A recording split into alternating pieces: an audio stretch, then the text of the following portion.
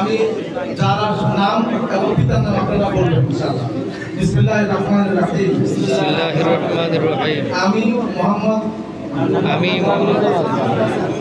পিতা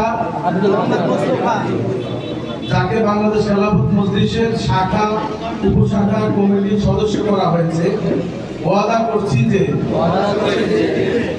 এক, আমি আল্লাহ রাব্বুল আলামিন এবং রাসূলুল্লাহ সাল্লাল্লাহু আলাইহি ওয়াসাল্লামের আনুগত্য ও আদেশ পালনকে সবকিছুর উপরে অগ্রাধিকার দেব এবং সর্বাধিক গুরুত্বপূর্ণ মনে করব।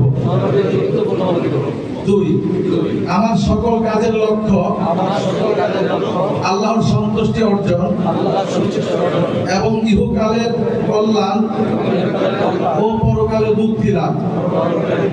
তিন, সংগঠনের গঠনতন্ত্র ও নিয়ম শৃঙ্খলা মেনে চলব। সকল পর্যায়ে আমিরে মজলিসের আনুগত্য করব। চার, আমার ঊর্ধ্বতন দায়িত্বশীলের প্রতি শ্রদ্ধা ও তার নির্দেশ মেনে চলব এবং আনুগত্য করব।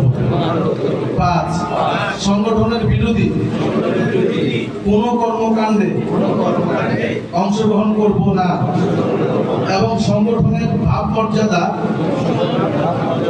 ক্ষুণ্ণ হয় এমন কাজ থেকে বিরত থাকব। ছয়, সংগঠনের সকল গোপনীয়তা রক্ষা করব। আল্লাহ তাআলা আমাকে ওয়াদা পালন করার তৌফিক দান করুন।